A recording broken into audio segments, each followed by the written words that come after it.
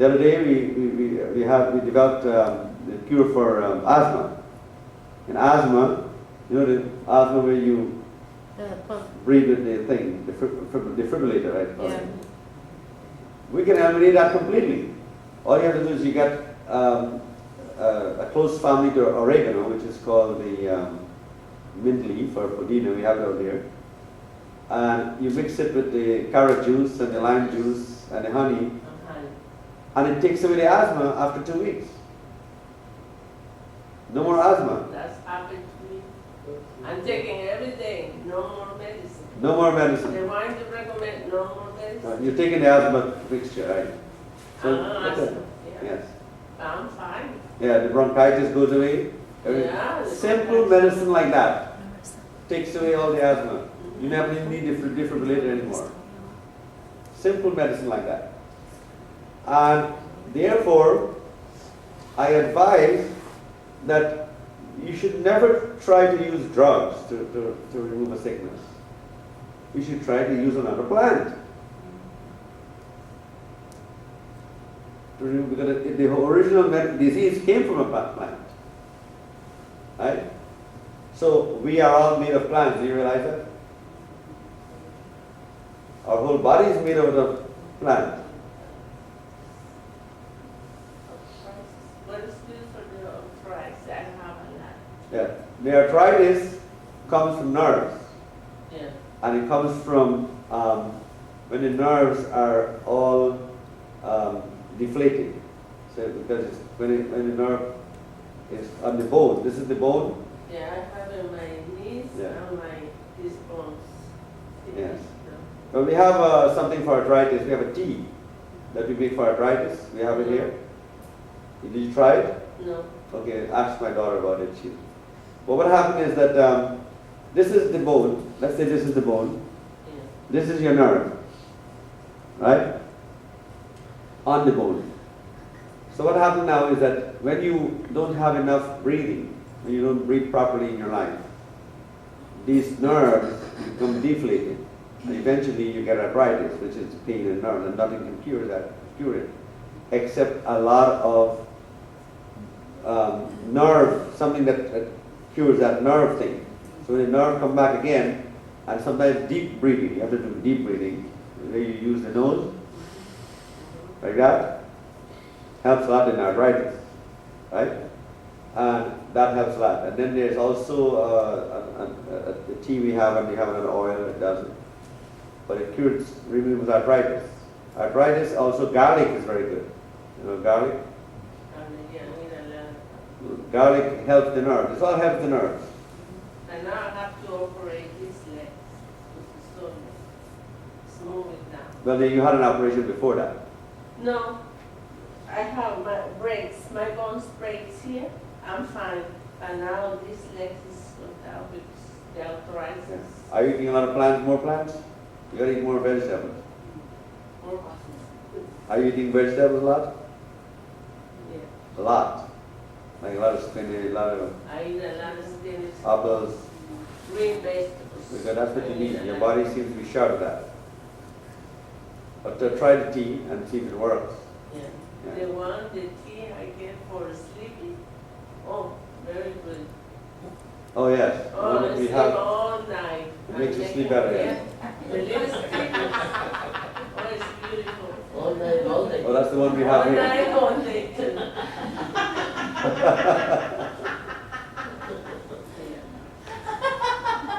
She's probably glad you're sleeping. Okay. So now,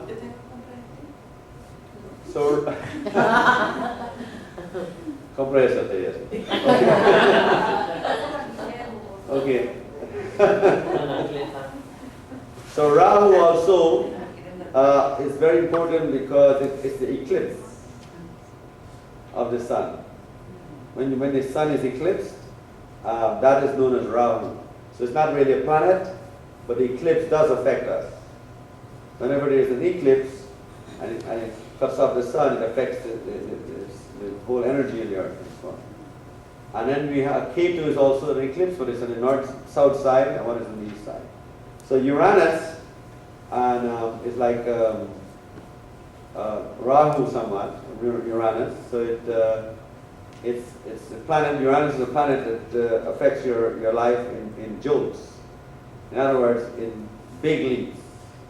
So what happens now is Uranus has what you call a separating effect. In other words, if you're in the hospital and Uranus is on your death house, let's say your death location, it means that you will not die.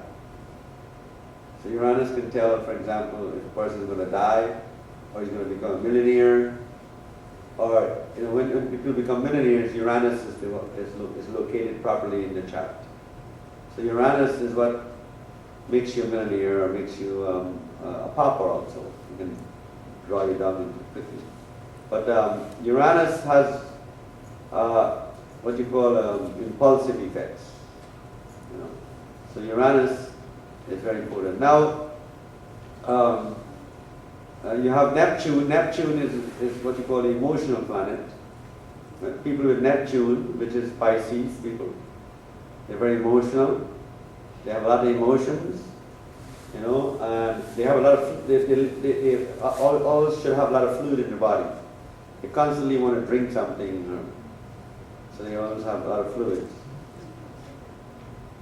And then you have Pluto. Pluto is the planet that forms what you call a foundation.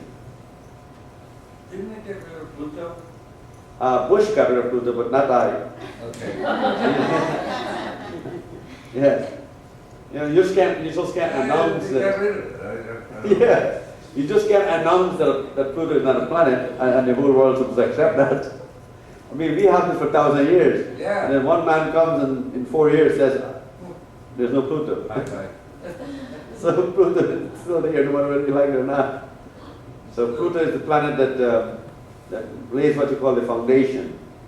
And isn't it interesting that the minute Bush announces that there's no Pluto, the whole world starts to shake?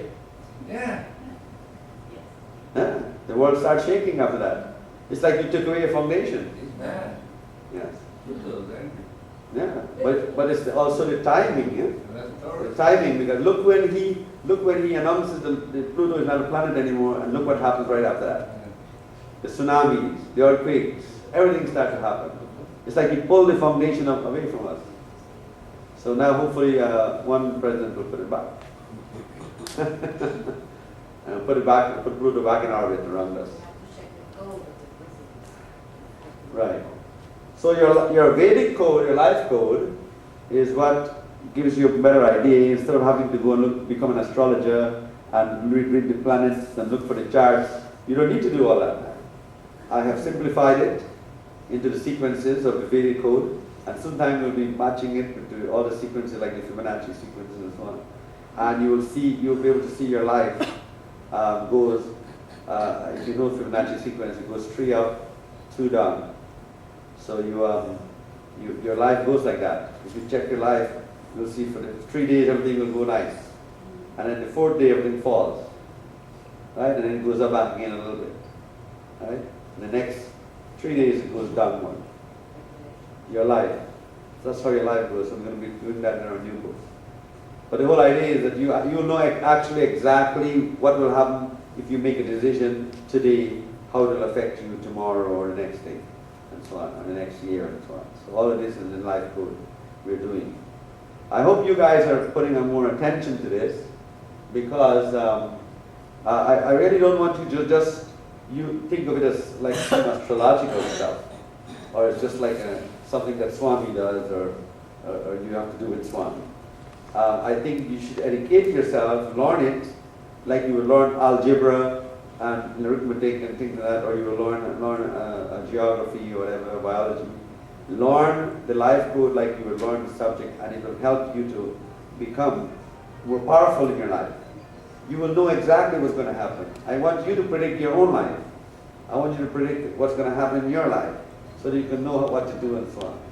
You don't have to be unhappy. You can be very happy doing this. You will know exactly what's going to happen tomorrow.